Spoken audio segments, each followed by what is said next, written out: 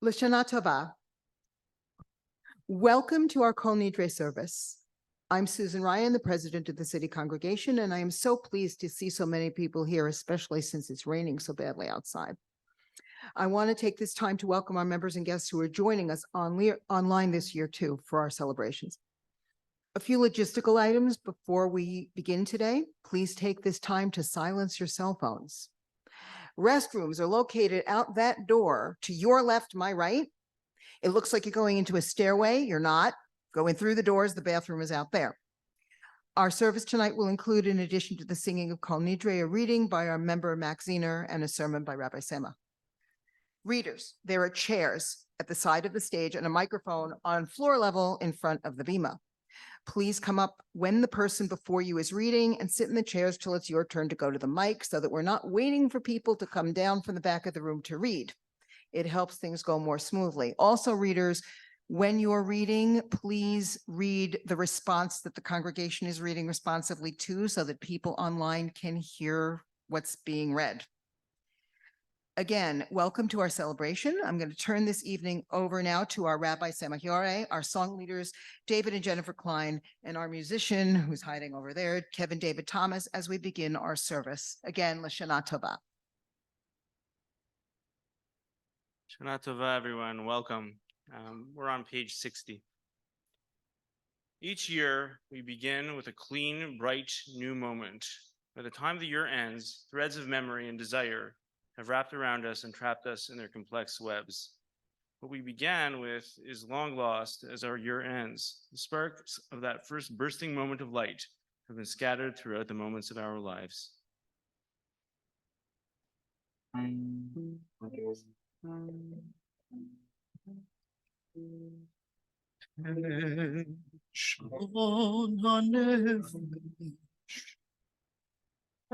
How shall we know what is right? Searching within, seeking to understand.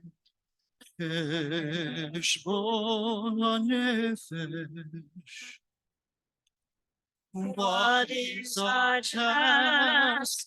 How can we bridge the gap?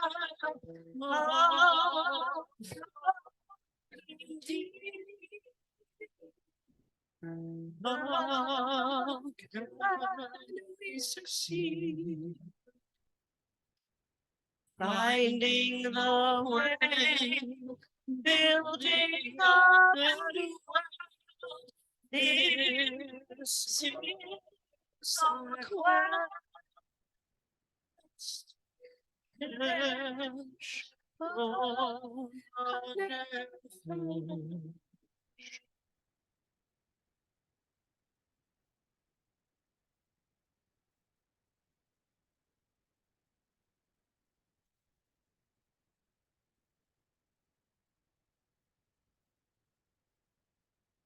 United with Jews the world over, we gather to reflect together. The many branches of this menorah represent the many ways to be Jewish. May it be a year of hope and not of despair. May it be a year of vision and not of darkness. May it be a year of life and not of death. Let the fire we kindle be for us a warming flame, whose brightness shows us the path of life. May the dancing flames of these candles kindle warmth within our hearts, wisdom in our minds, and passion in our lives. As these candles give light to all who behold them, so may we, by our lives, give light to all who behold us. Their brightness reminds us of our ancestors who have brought their light into our lives. Without hope, even the day is like night. But with hope, even the darkness becomes light.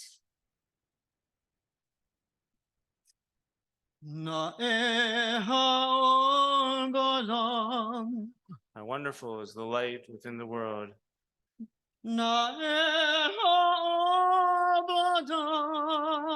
How wonderful is the light within each person. How wonderful is the light of the holiday. How wonderful is the light of the holiday.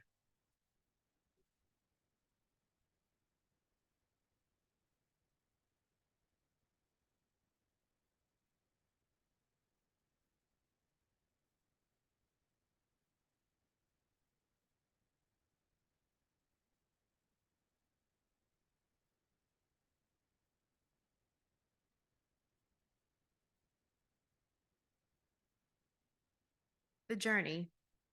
One day you finally knew what you had to do and began, though the voices around you kept shouting their bad advice, though the whole house began to tremble and you felt the old tug at your ankles. Mend my life, each voice cried, but you didn't stop. You knew what you had to do, though the wind pried with its stiff fingers at the very foundations, though their melancholy was terrible. It was already late enough and a wild night, and the road full of fallen branches and stones. But little by little, as you left their voices behind, the stars began to burn through the sheets of clouds, and there was a new voice which you slowly recognized as your own, that kept you company as you strode deeper and deeper into the world, determined to do the only thing you could do, determined to save the only life you could save.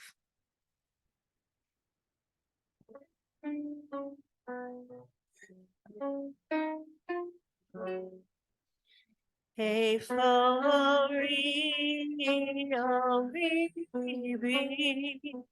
hey, fo tikvati, tikvati, hey, fo koki, koki, begamba, begamba, hey, fo koki, koki, begamba, begamba. Where is my light? My light is in me. Where is my hope? My hope is in me. Where is my strength? Strength is in me and in you, and in you. Where is my strength? Strength is in me and in you, and in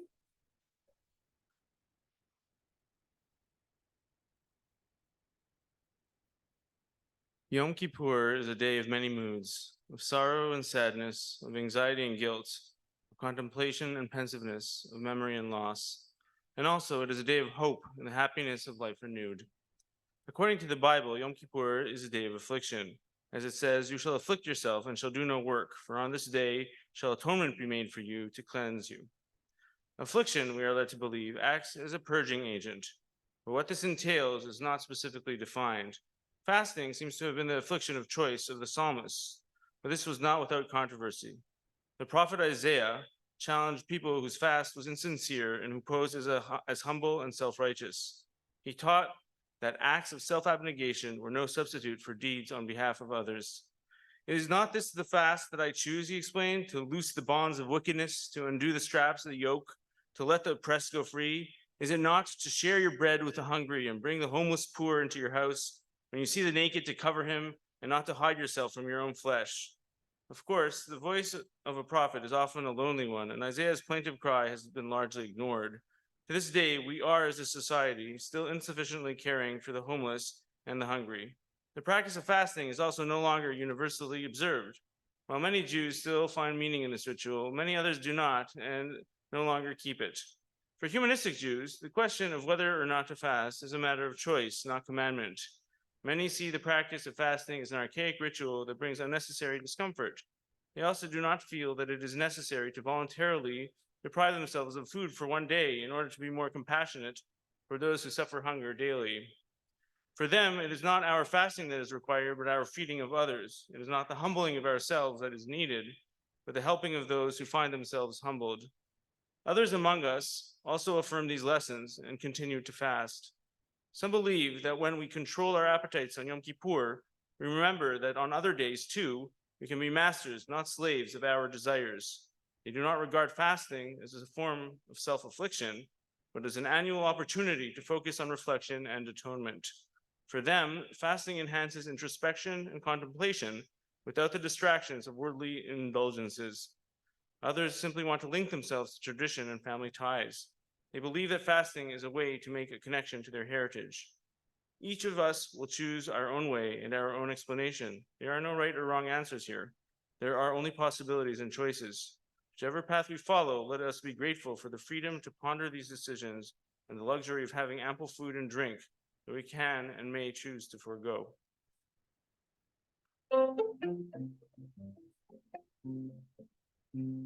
Asharenu, Matokakenu, Umanayingora Leinu. Asharenu, Matokakenu, Umayafe Rushatenu. Asharenu, Matokakenu, Umanayingora Leinu. Asharenu, Matov Kalkenu, Umayafe Rushatenu.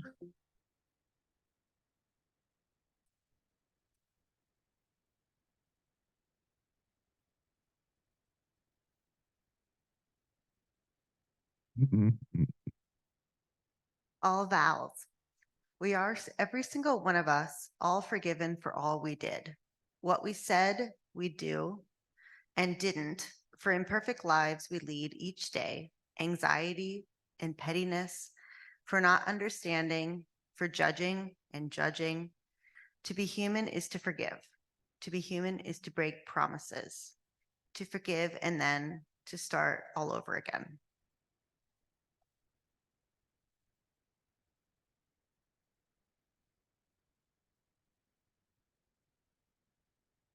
For hundreds of years, dating to at least the 8th century, the Yom Kippur service has begun with the chanting of Kol Nidre, which is not a prayer but a legal formula that released Jews from their vows.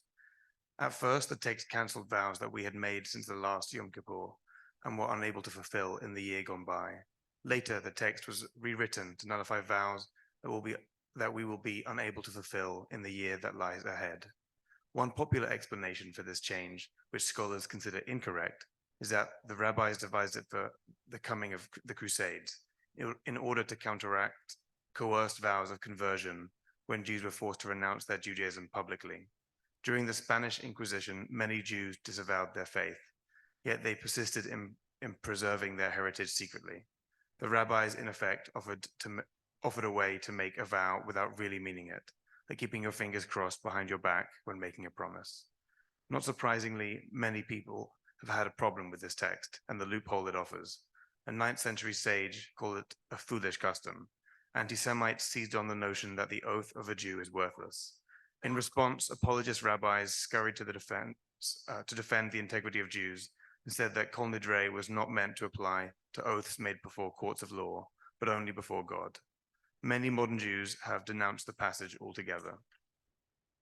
Nonetheless, Kol Nidre survives, even among some secular Jews, whose efforts to expunge it from their services are often overruled by popular appeal.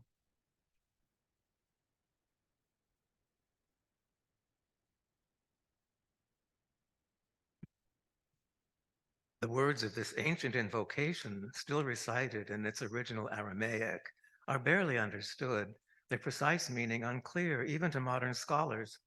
The origins of the prayer and its purpose remain a mystery, yet its haunting melody and the atmosphere of expectation, hope, and release that it brings cannot be denied.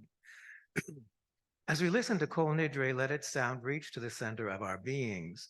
Let its melody sink to the depth of our souls. In listening to the Kol Nidre melody, we experience in our inmost hearts the torment of our disappointments and losses, our broken vows and resolutions. It is a reminder of the distance between what we are and what we wish to be. In order to change the world, we must understand the limits of the world. In order to change ourselves, we must know our own limits. The ancient prayer of Kol Nidre at the heart of Yom Kippur is also at the heart of our humanism. It is not about punishment for vows broken, but about our fallible humanity. We are here again to link ourselves to our ancestors, generation to generation, who hearkened to this melody before us. It says, we are here again this Yom Kippur to renew our vows that humanly we may come to break. It says, we are here again this Yom Kippur to make vows once again, despite the fact that we are fallible and can't live up to them.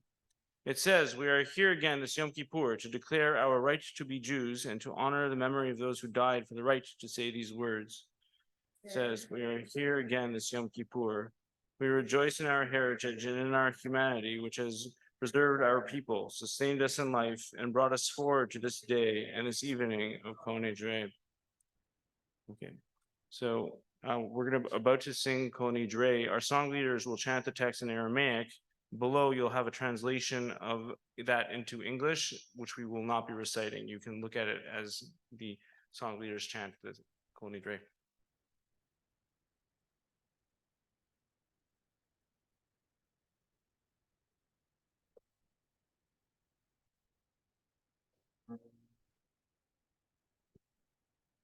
Oh, Nidre, Isarne, Vicharame, Vicharame, Vachinue, Vachinuse, Ushavua,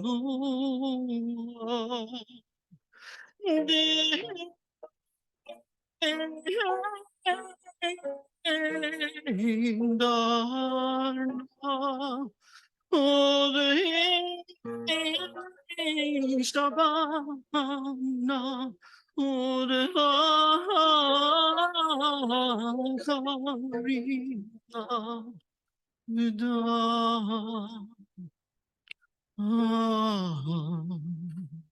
Sa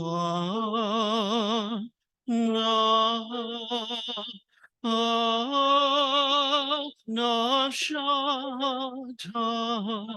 na miyom kipporim ze ad yom kipporim haba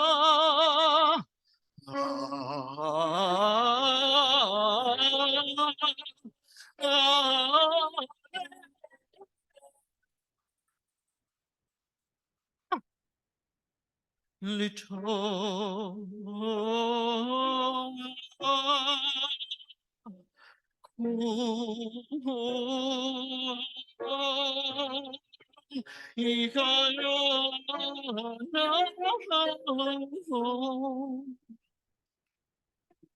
on Yehoshua. Shvin shiviti mitelinu ta'alin lashrin la kiyamin nidrana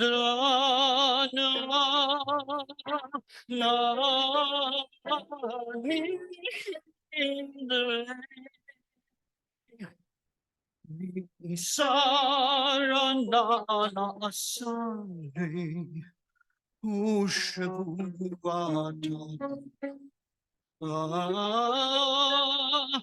nasha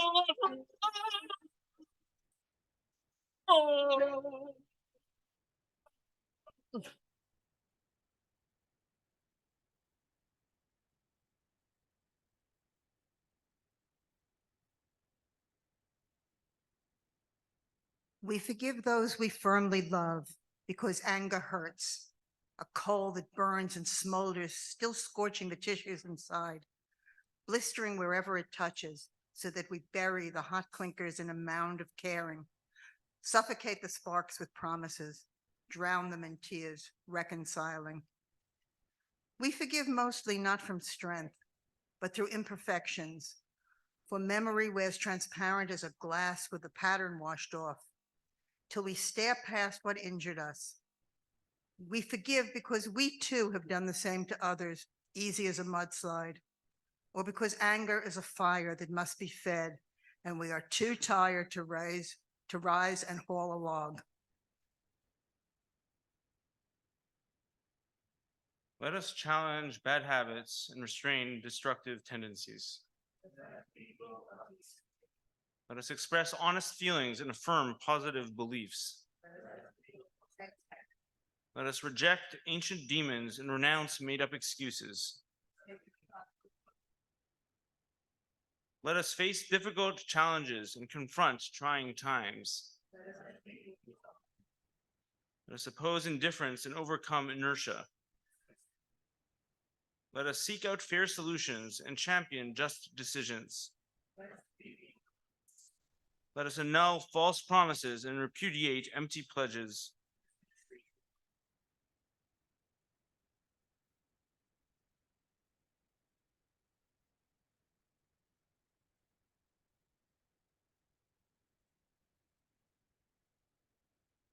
Loving life and its mysterious source with all our heart and all our spirit, all our senses and strength we take upon ourselves and into ourselves these promises to care for the earth and those who live upon it, to pursue justice and peace, to love kindness and compassion.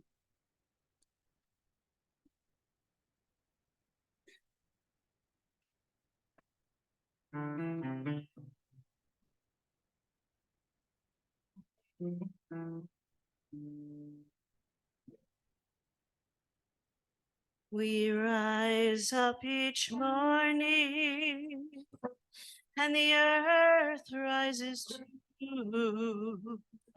World weary, we rise up, and we want something new.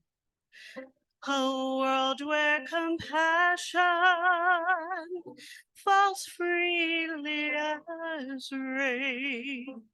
A world where all people can live without pain. Inclusive of all and rejecting of none, where love touches all lives like the warmth of the sun.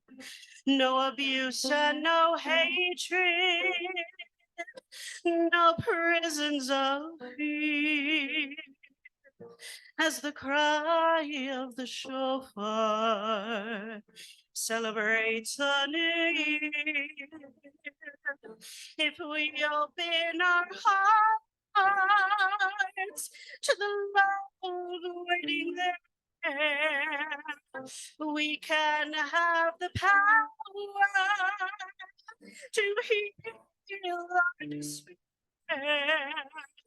If we open our eyes and see that people are kin, destruction will end and a new world begin.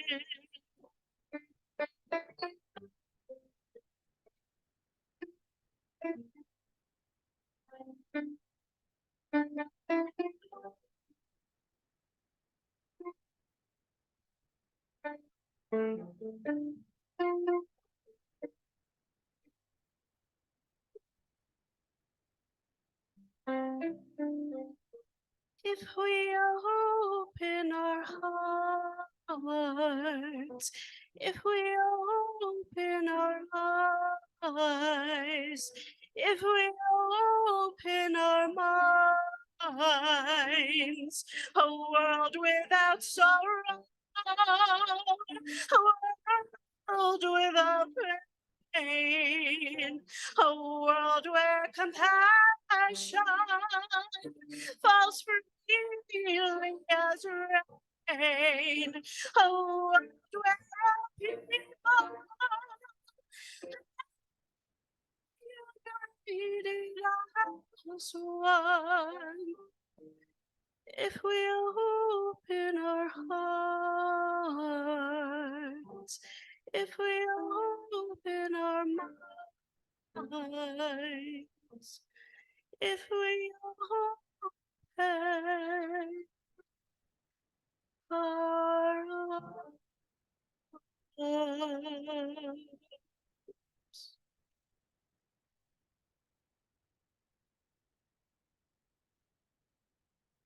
Now we're going to move to our literary selection for the evening. First, it's going to be selections from a book called Religion for Atheists by the secular philosopher Alain de Botton, and then that will be followed by a couple of Hasidic stories that I will be telling. So I invite Max Zener to be our reader.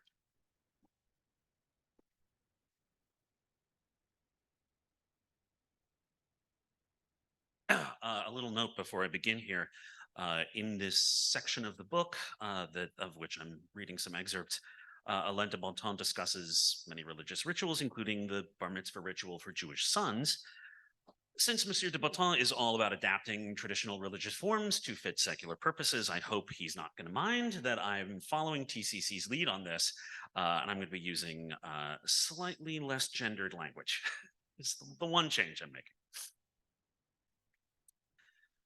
One of the losses that modern society feels most keenly is that of a sense of community.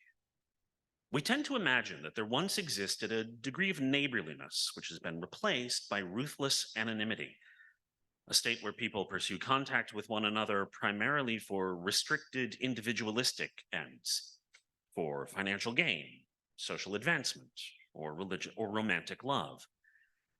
Living in gargantuan cities, we tend to be imprisoned within tribal ghettos based on education, class, and profession, and may come to view the rest of humanity as an enemy rather than a sympathetic collective we would aspire to join. It can be extraordinary and odd to start an impromptu conversation with an unknown person in a public space. Once we are past the age of 30, it is even somewhat surprising to make a new friend.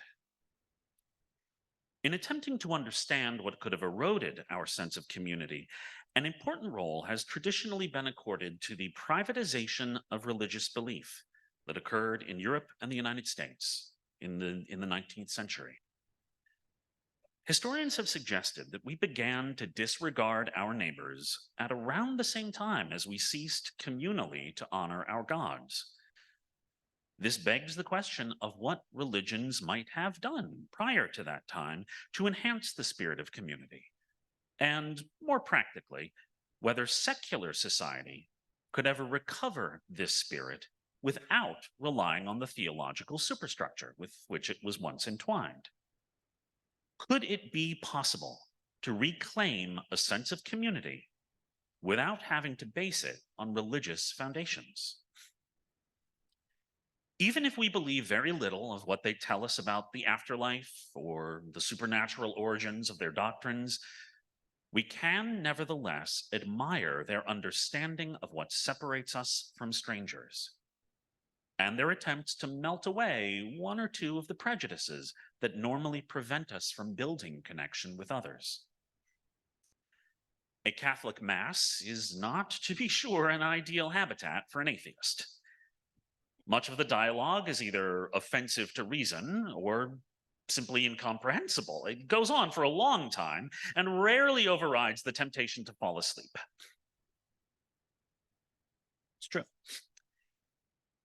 Nevertheless, the ceremony is replete with elements which subtly strengthen congregates' bonds of affection, and which atheists would do well to study and, on occasion, learn to appropriate for reuse in the secular realm. Catholicism starts to create a sense of community with a setting.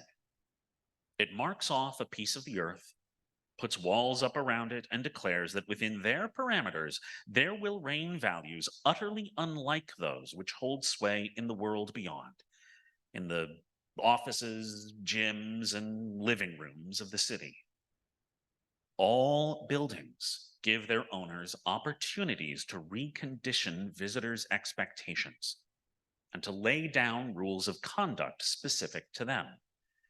The art gallery legitimates the practice of peering silently at a canvas, the nightclub of swaying one's hands to a musical score, and a church with its massive timber doors and 300 stone angels carved around its porch gives us rare permission to lean over and say hello to a stranger without any danger of being thought predatory or insane.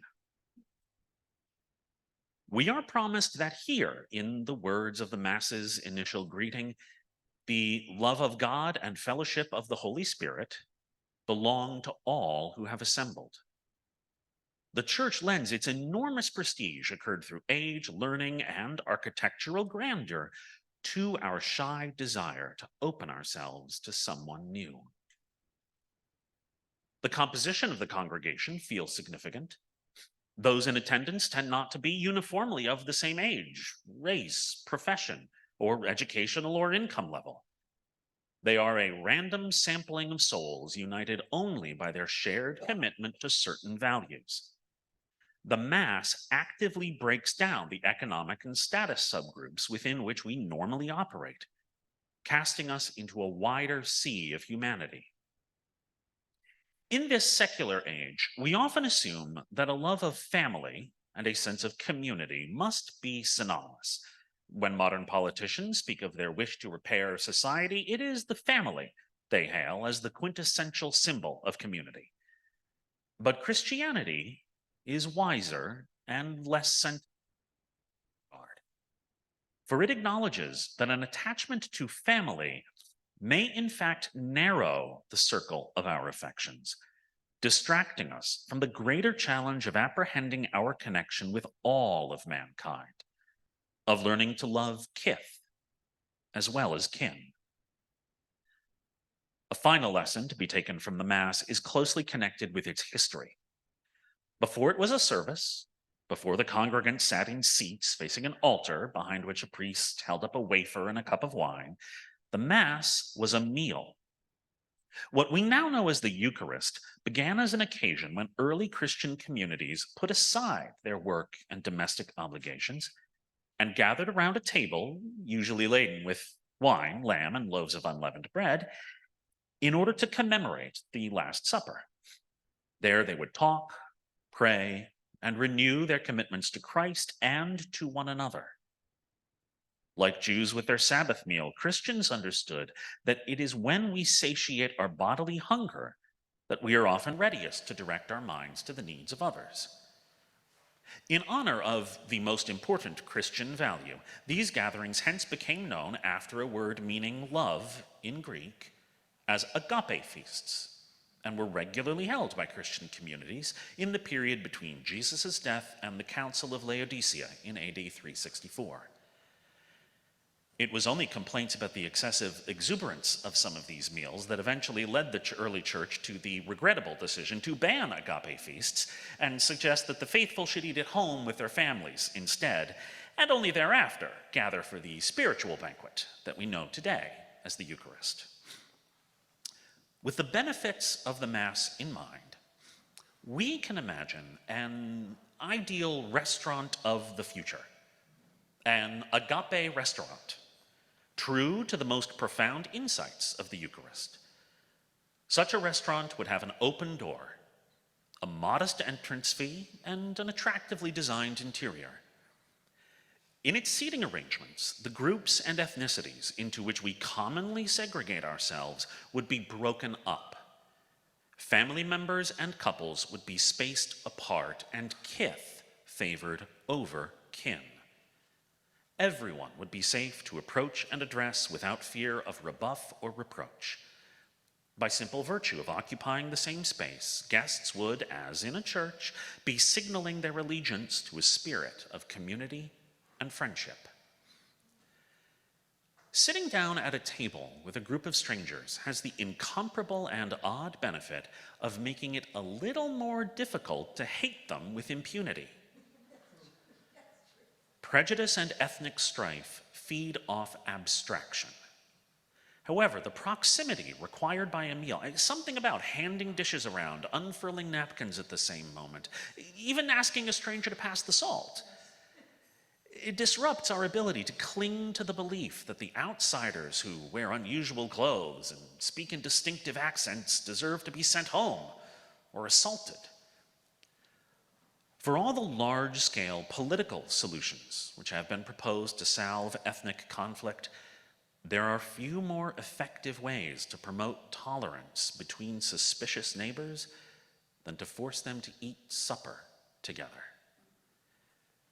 Taking their seats at an agape restaurant, guests would find in front of them guidebooks somewhat reminiscent of the Jewish Haggadah or the Catholic Missal.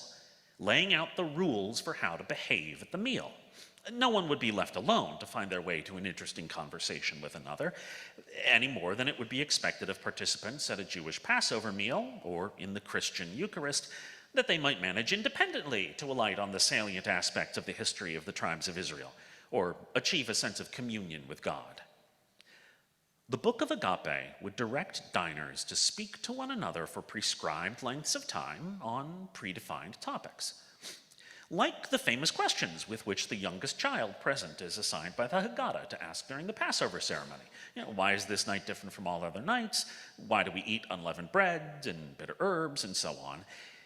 These talking points would be carefully crafted for a specific purpose: to coax guests away from customary expressions of, "What do you do? Where do your children go to school?" and towards a more sincere revelation of themselves. What do you regret? Whom can you not forgive? What do you fear? The liturgy would, as in the Mass, inspire charity in the deepest sense, a capacity to respond with complexity and compassion to the existence of our fellow creatures. One would be privy to accounts of fear, guilt, rage, melancholy, unrequited love, and infidelity that would generate an impression of our collective insanity and endearing fragility. Our conversations would free us from some of our more distorted fantasies about others' lives by revealing the extent to which, behind our well-defended facades, most of us are going a little out of our minds, and so have reason to stretch out a hand to our equally tortured neighbors. Thanks to the Agape restaurant, our fear of strangers would recede. The poor would eat with the rich, the black with the white, the orthodox with the secular, the bipolar with the balanced, workers with managers, scientists with artists. The claustrophobic pressure to derive all of our satisfactions from our existing relationships would ease, as would our desire to gain status by accessing so-called elite circles. The notion that we could mend some of the tatters of the modern social fabric through an initiative as modest as a communal meal will seem offensive to those with greater trust in the power of legislative and political solutions to cure society's ills. Yet these restaurants would not be an alternative to traditional political methods. They would be a prior step taken to humanize one another in our imaginations, in order that we would then more naturally engage with our communities and unbidden cede some of our impulses towards the egoism, racism, aggression, fear, and guilt which lie at the root of so many of the issues with which traditional politics is concerned. Christianity, Judaism, and Buddhism have all made significant contributions to mainstream politics, but their relevance to the problems of community are arguably never greater than when they depart from the modern political script and remind us that there is also value to be had in standing in a hall with 100 acquaintances and singing a hymn together, or in ceremoniously washing a stranger's feet, or in sitting at a table with neighbors and partaking of lamb stew and conversation.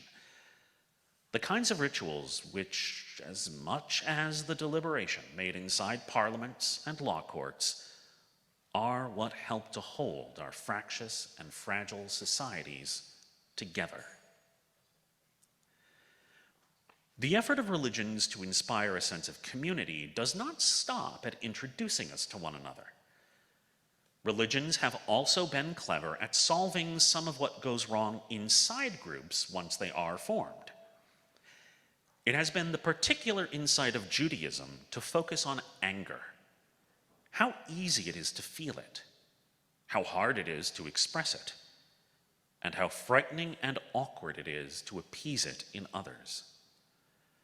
We can see this especially clearly in the Jewish Day of Atonement, one of the most psychologically effective mechanisms ever devised for the resolution of social conflict. falling on the 10th day of Tishrei, shortly after the beginning of the Jewish New Year, the Day of Atonement, or Yom Kippur, is a solemn and critical event in the Hebrew calendar. Leviticus instructs us that on this date, Jews must set aside their usual domestic and commercial activities and mentally review their actions over the preceding year, identifying all those whom they have hurt or behaved unjustly towards. Together in synagogue, they must repeat in prayer, "We have sinned. We have acted treacherously. We have robbed. We've spoken slander. We've acted perversely. We have acted wickedly. We have acted presumptuously. We've been violent. We have framed lies." They must then seek out those whom they have frustrated, angered, discarded casually, or otherwise betrayed, and offer them their fullest contrition. This is God's will and a rare opportunity for blanket forgiveness. All the people are at fault, says the evening prayer, and so may all the people of Israel be forgiven, including all the strangers who live in their midst. A period in which human error is proclaimed as a general truth makes it easier to confess to specific infractions. It is more bearable to own up to our own follies when the highest authority has told us that we are all childishly yet forgivably demented to begin with. So cathartic is the Day of Atonement, it seems a pity there should be only one of them a year. A secular world could, without fear of excess, adopt its own version to mark the start of every quarter. The best communal rituals effectively mediate between the needs of the individual and those of the group. Expressed freely, certain of our impulses would irreparably fracture our societies. Yet, if they were simply repressed with equal force, they would end up challenging the sanity of individuals. The ritual hence conciliates self and others. It is a controlled and often aesthetically moving purgation. It demarcates space in which our egocentric demands can be honored and at the same time tamed, in order that the longer-term harmony and survival of the group can be negotiated and assured.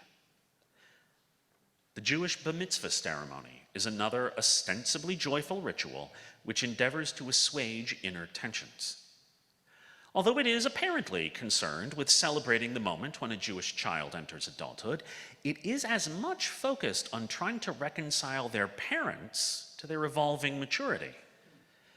The parents are liable to be nursing complex regrets that the nurturing period, which began with their child's birth, is drawing to a close, and that they will soon have to grapple with their own decline and with a sense of envy and resentment at being equaled and superseded by a new generation.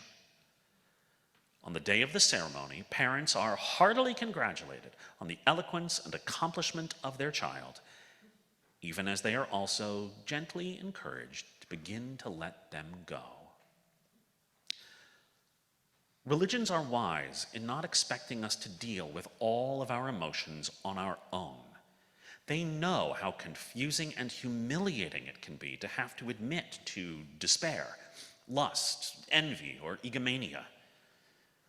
They understand the difficulty we have in finding a way to tell our mother unaided that we're furious with her, or our child that we envy him, or our prospective spouse that the idea of marriage alarms as much as delights us. They hence give us special days under the cover of which our pestiferous feelings can be processed.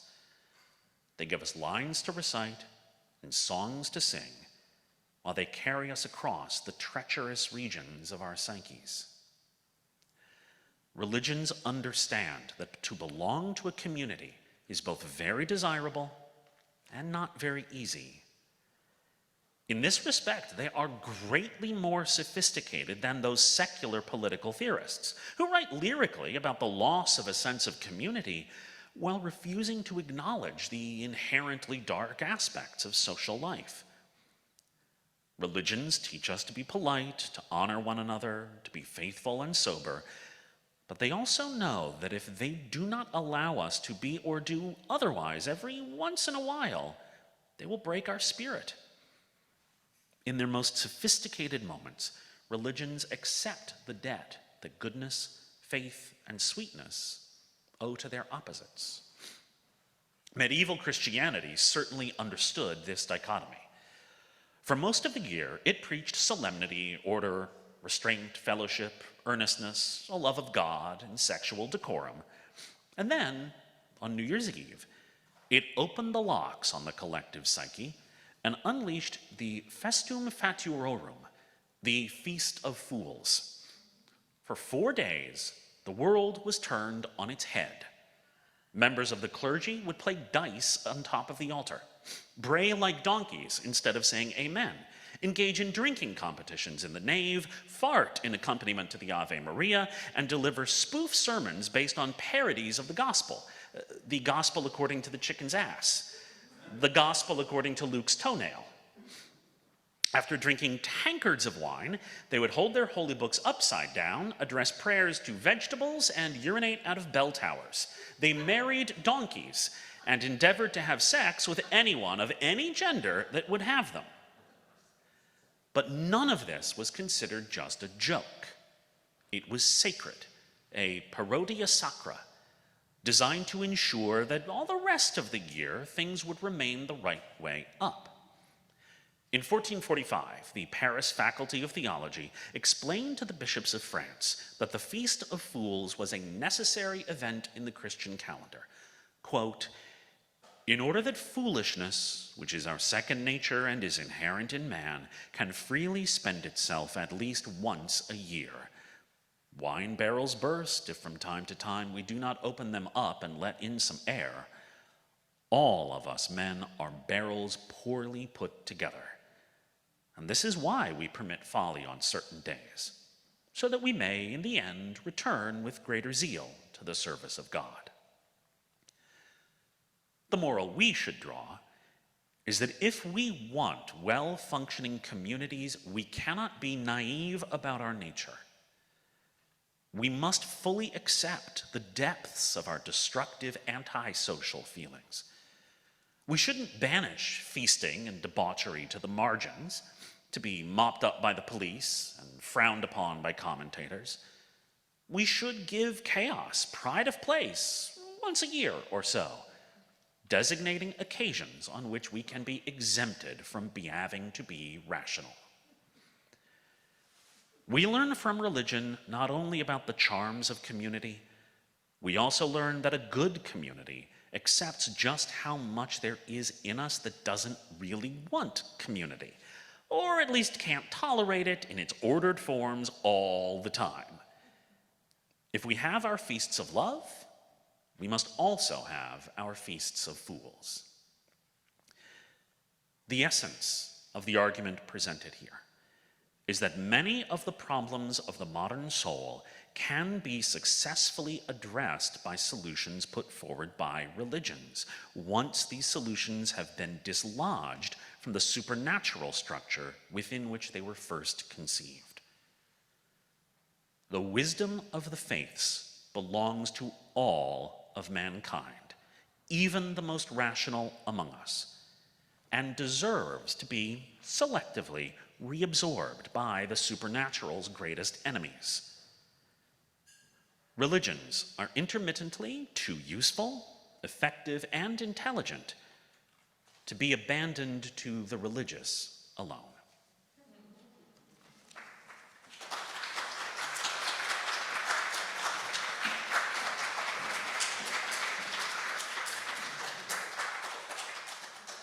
Thank you, Max, for that superb reading of Alain de Botton. I think he would agree that you do justice to what he is saying. Thank you. So let me go in a completely different direction. I'm going to tell you a Hasidic story from the town of Lubavitch. The connoisseur.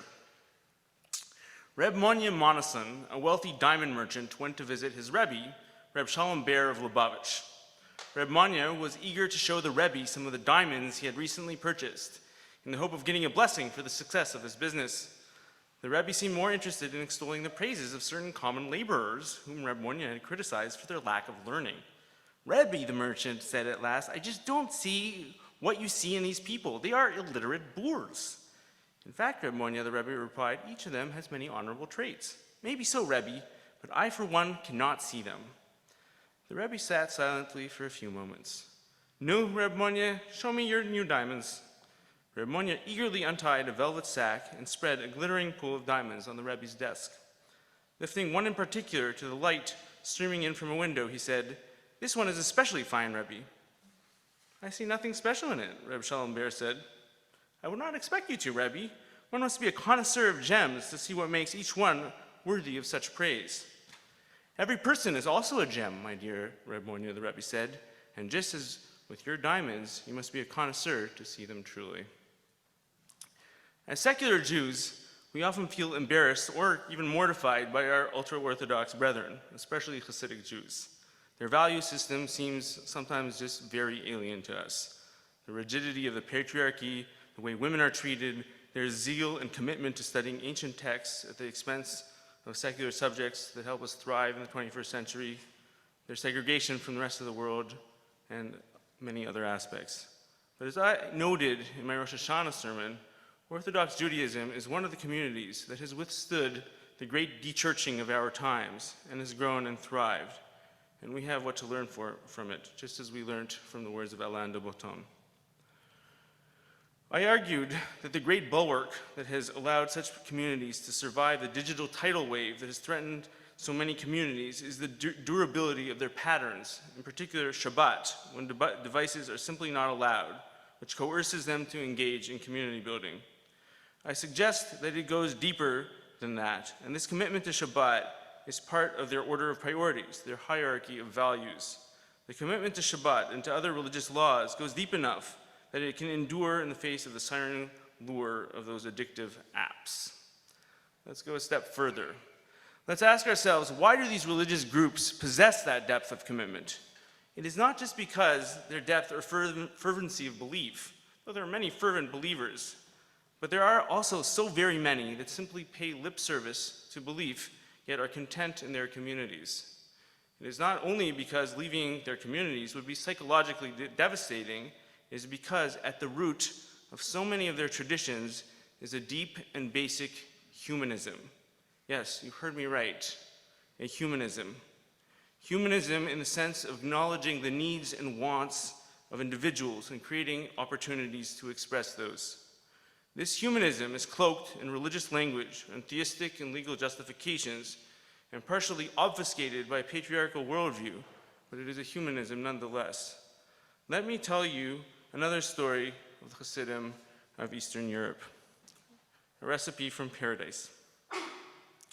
On a journey to visit Jose of Lublin, Reb David of Lulov stopped at the home of a dear friend with whom he hoped to make the rest of the journey. His friend was quite poor, yet he asked his wife to prepare a meal for his beloved David. The woman was shocked. All she had was a bit of flour, not even a pinch of salt or a drop of oil to add a bit of flavor. Still, she went out to the forest, gathered twigs for a fire, mixed her flour with water, and boiled dumplings for her husband. When Reb David returned home from Lublin, he told his wife of his journey. When I ate with my friend, his wife prepared a meal of such delicacy that it tasted as if it was flavored with spice from Gan Eden, from paradise. Never have I eaten such food. Knowing her husband to be of mystical bent and unimpressed by things of this world, Reb David's wife knew that this delicacy must be rare indeed. She set off at once to her friend's house and asked his wife to share the recipe with her. What delicacy, she said. It was flour and water. No, the other insisted. My David said it tasted like something from Gan Eden, paradise. Suddenly, her friend's eyes grew wide with astonishment. Gotem Himmel, she said.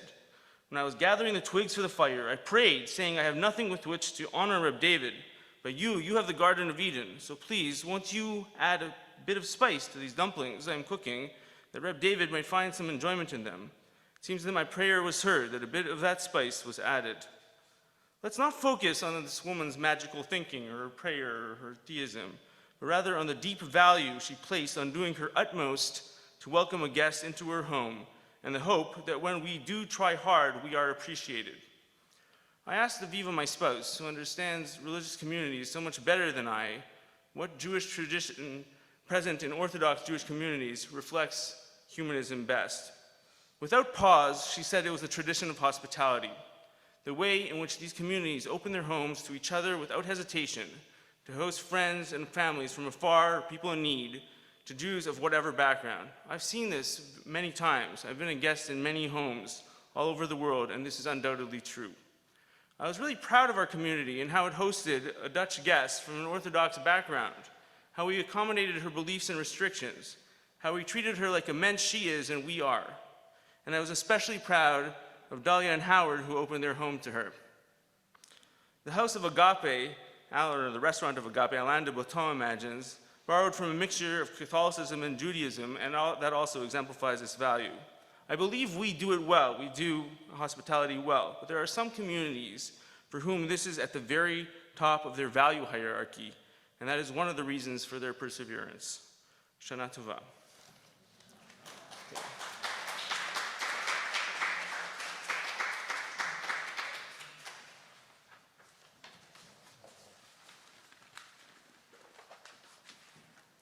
We are on page 79.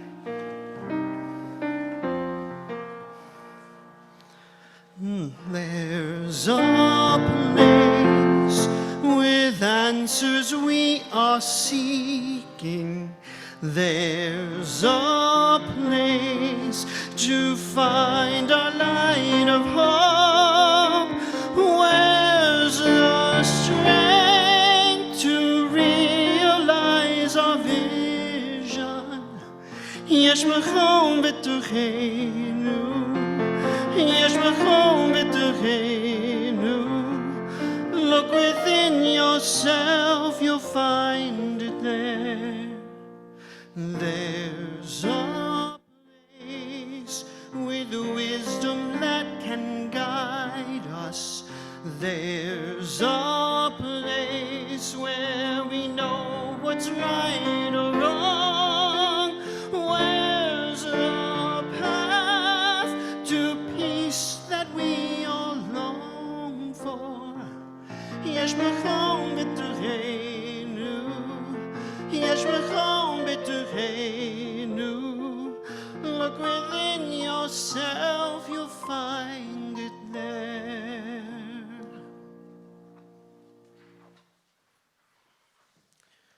Throughout the high holidays, our focus is on forgiveness, repair, and renewal. On Rosh Hashanah, we begin the process of self-reflection.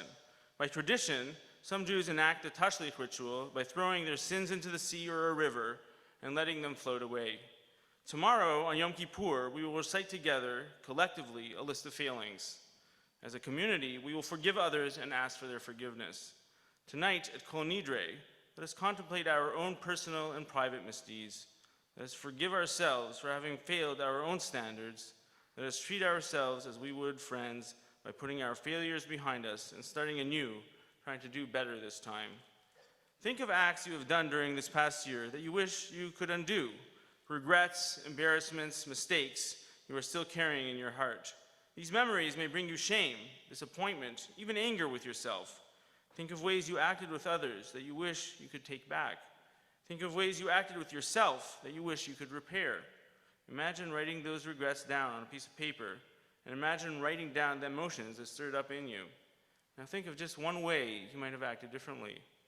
Perhaps you might have thought twice before reacting, or held back those words you wish you hadn't said, or made the right choice instead of the wrong one impulsively out of habit. And as you think about how to do things differently next time, imagine the writing on the paper fading away, getting dimmer, and finally vanishing before your eyes. Imagine your regrets lifting from your heart, giving you a new clean slate to start the year.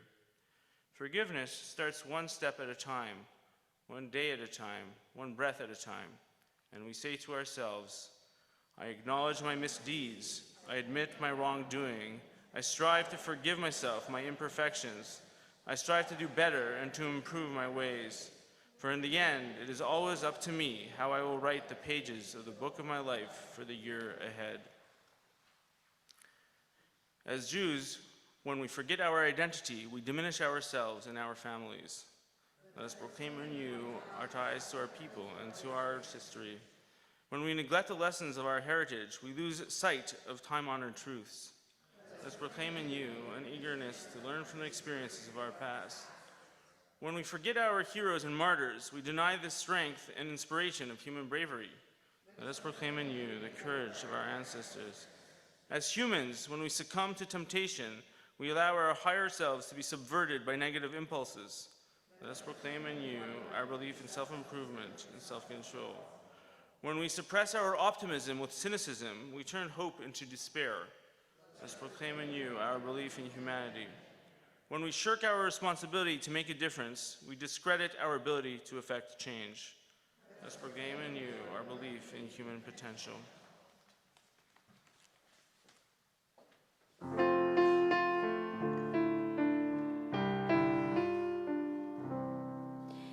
אם אין אני לי מילי, וכשאני לעצמי ואני, ואם לא עכשיו אימתי, אימתי, ואם לא עכשיו אימתי, ואם לא עכשיו אימתי, ואם לא עכשיו אימתי,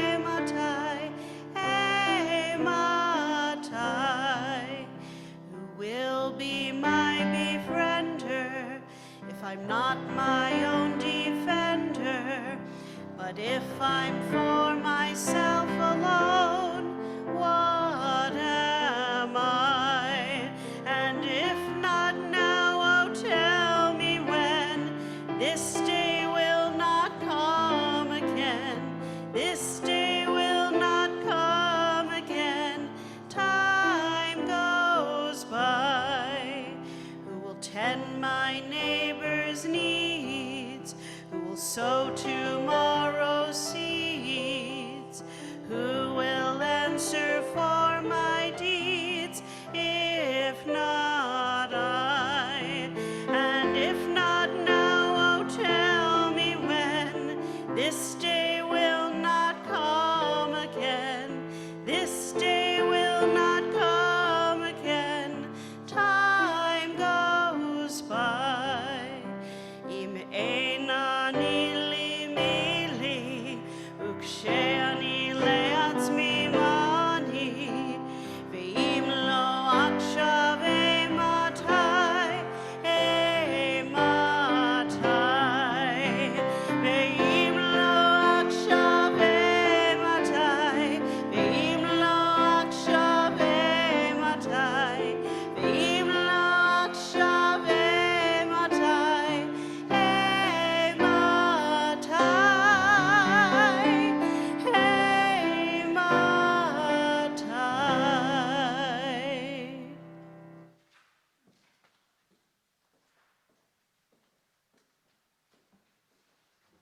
We might be compared to a flame in our fragility.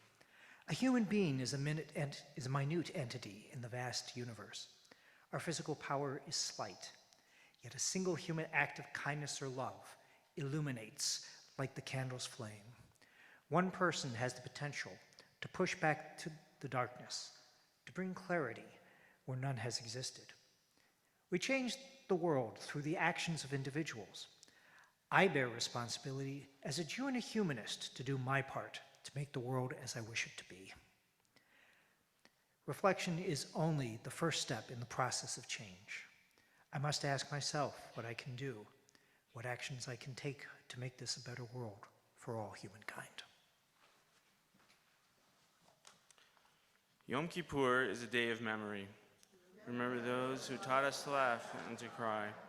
We remember those who held us and whom we held. We remember those who loved us and whom we loved. There are stars whose radiance is visible on earth, though they have long been extinct. There are people whose brilliance continues to light the world, though they are no longer among the living. In their memory, we pledge to cherish their teachings they bequeath us, to honor their highest ideals, live our life to the fullest. We will now pause for 1 minute of silent meditation.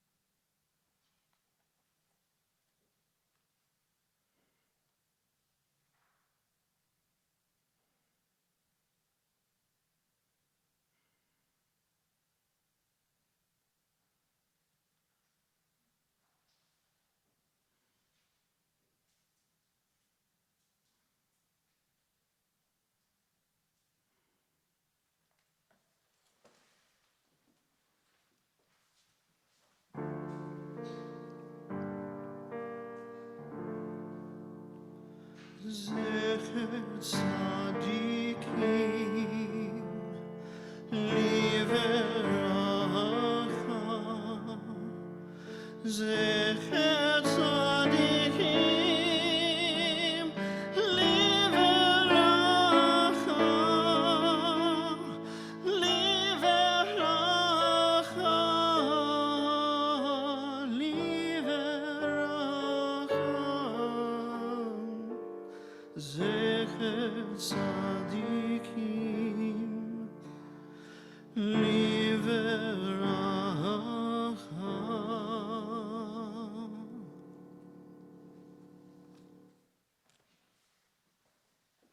Thank you, everyone. I hope to see you tomorrow.